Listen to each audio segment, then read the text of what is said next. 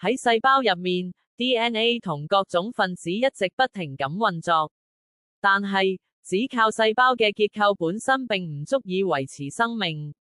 生命係當內部運作同外部環境互相配合嘅時候先可以維持。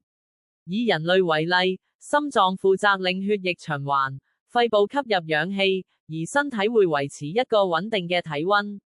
只有當呢啲內部運作持續進行，生命先可以維持。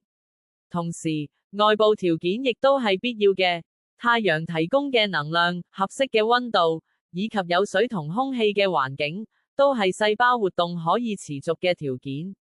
如果外部環境過於寒冷或者過於炎熱，就算身體內部結構保持正常，生命亦無法維持。所以，科學通常將生命解釋為一種能夠維持自身內部秩序，同時同環境交換物質同能量嘅存在。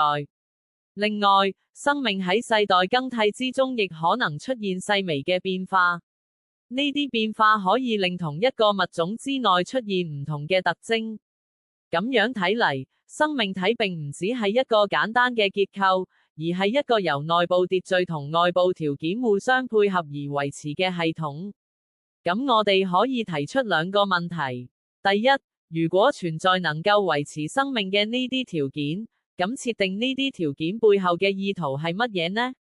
第二，喺呢啲條件之中生活嘅生命體，點樣喺世代之間發生變化同變得更加多樣化呢？